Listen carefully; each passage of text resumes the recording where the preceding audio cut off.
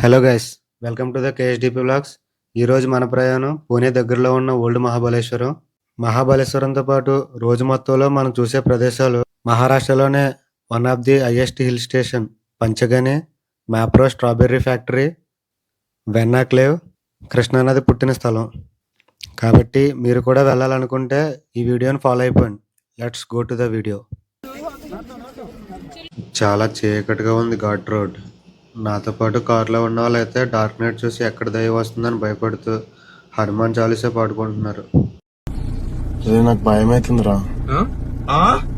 ఏమైతుందన్నా?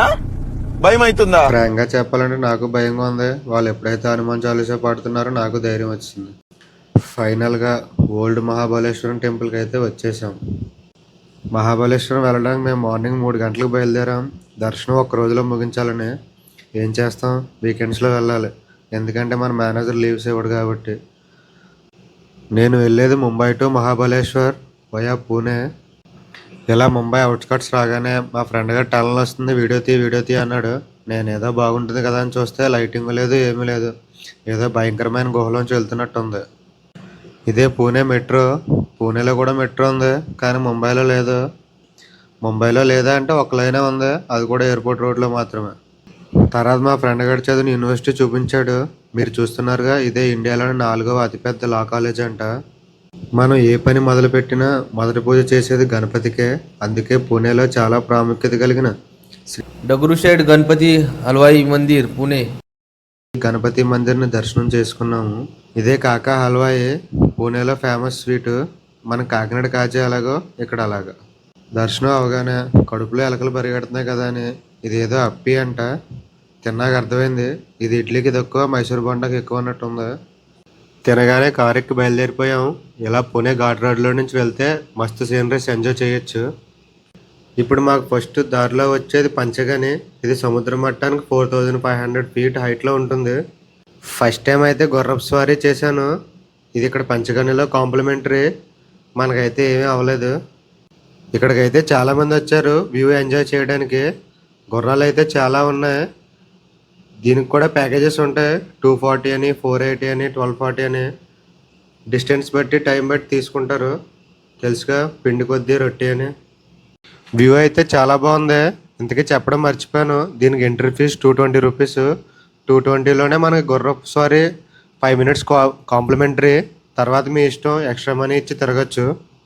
ఈ స్కూల్ చూడండి, మిట్ట మధ్యాహ్నం 1 గంట అయినా సరే కర్రసాము నేర్పిస్తున్నారు. ఇక్కడ నుంచి చూస్తే స్కూల్ వ్యూ చాలా బాగుంది. తర్వాత నేను మా ఫ్రెండ్స్ దాబాలో భోంచేసేసాం. ఈ పువ్వు ఏంటో గుర్తుందా? ఉమ్మెత్త పువ్వు. ఇది మన 10th క్లాస్లో డయాగ్రామ్ గీస్తే 5 మార్క్స్ వచ్చేవి. నెక్స్ట్ మా డెస్టినేషన్ మ్యాప్రో స్ట్రాబెర్రీ ఫ్యాక్టరీ.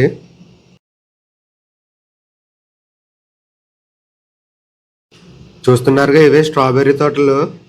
మనం స్ట్రాబెర్రీ తోట ఎలా పండిస్తున్నారో, ఎలా మార్కెటింగ్ చేస్తున్నారో చూడొచ్చు. ఈ యాక్టివిటీ ఎక్కువగా మీరు సోషల్ మీడియాలో చూసే ఉంటారు. ఇలా ఒక్కసారి కిందకి దింపినప్పుడు ఎన్ని పట్టుకుంటే అన్ని మనమే. ఇంతకీ ఇవి స్ట్రాబెర్రీస్తో తయారు చేసిన చాక్లెట్స్. ఇక్కడ మీరు లైవ్లో బ్రెడ్ మేకింగ్ చూడొచ్చు. ఇవి అమ్మడానికి కావు, ఇక్కడ జనాలకి శాండ్విచ్ చేసి అమ్మడానికి. ఏంటి ఇన్ని తినేస్తారా అంటే మీరే చూడండి ఎంతమంది ఉన్నారో.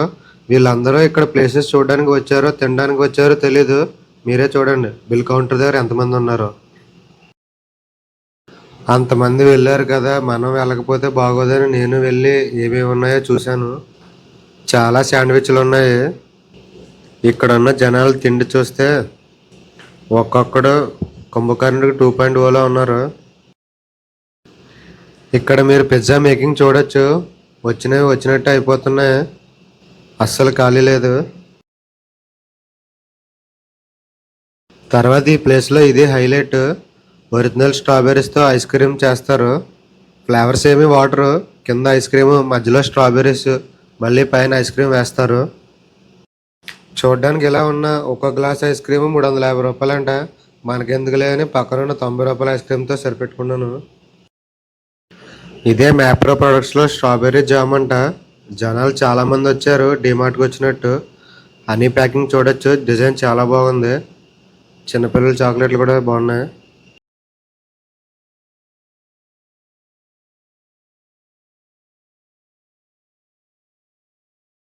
ఈ మ్యాప్రాల్లో ప్రొడక్ట్స్ అన్ని చాలా ఆర్గానిక్గా తయారు చేసినవి. ఇక్కడ చాలా రకాల ఫ్లేవర్స్ ఉన్నాయి. Mango flavours, rose flavours, chocolate flavours. జనాలు అయితే కుప్పలు తిప్పలుగా కొనేస్తున్నారు.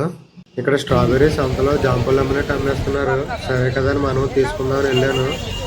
అమ్మాయి ఆవిడ టేస్ట్ చేసి తీసుకోండి పర్లేదు అని చెప్పింది. టేస్ట్ ఎలా ఉందంటే ఉంది.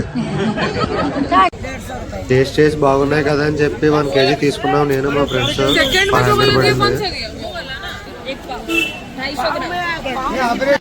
ఇంకా లేట్ అవుతుందని వెంటనే మహాబలేశ్వరానికి స్టార్ట్ అయిపోయాం. మ్యాప్రో నుండి 3 kilometers అయినా ట్రాఫిక్ ఉండడం వల్ల 1 hour పట్టింది. ఇంకా రోడ్డు కూడా చాలా చిన్నదే. ఫైనల్గా ఓల్డ్ మహాబలేశ్వరం టెంపుల్కి వచ్చేసాం. మాకు ఇక్కడ చేరుకోవడానికి సాయంత్రం 6:30 అయింది. ఇక్కడ మాకు దర్శనానికి దగ్గర 1 hour టైం పట్టింది. దర్శనం అయితే చాలా బాగా జరిగింది.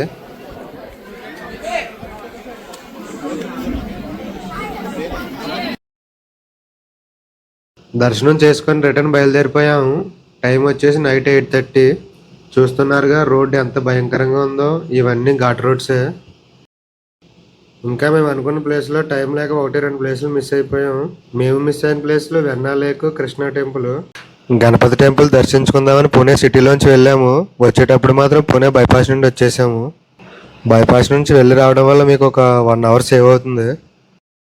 నేను మా ఫ్రెండ్స్ మార్నింగ్ 3 గంటలకు బయలుదేరితే మళ్ళీ ఇంటికి రావడానికి తర్వాత రోజు మార్నింగ్ 3 అయింది. మీరు కూడా వెళ్ళాలి అనుకుంటే 2-3 రోజులు అయితే ప్లాన్ చేసుకోండి. ఎందుకంటే ఇక్కడ మహాబలేశ్వరమే కాకుండా చాలా ప్లేసెస్ ఉన్నాయి చూడటానికి. నేను ఉండేది ముంబైలో కాబట్టి లేట్ నైట్ అయినా సరే వెళ్ళిపోయాం ఇంటికి. మహాబలేశ్వరం వెళ్ళే రూట్లో పారాగ్లైడింగ్ కూడా ఉంటుంది. కావాలంటే ఎక్స్పీరియన్స్ చేయొచ్చు. ఇంతకీ చెప్పడం మర్చిపోయాను. ఈ ట్రిప్ మొత్తానికి మాకు అయిన ఖర్చు 1550 రూపాయలు. ఈ 1550 రూపాయల్లోనే కార్ రెంటలు, పెట్రోలు, భోజనం అన్నీని. ఫ్రెండ్స్తో వెళ్ళడం వల్ల చాలా తక్కువైంది. చూసారుగా ఫ్రెండ్స్తో వెళ్ళడం వల్ల ఎన్ని బెనిఫిట్స్. బడ్జెట్ చాలా తక్కువైంది. ఒక్కొక్కరికి 1550 రూపాయలు అయింది. సో మీరు కూడా బడ్జెట్ ఫ్రెండ్లీ ట్రావెలింగ్ చేసుకోండి.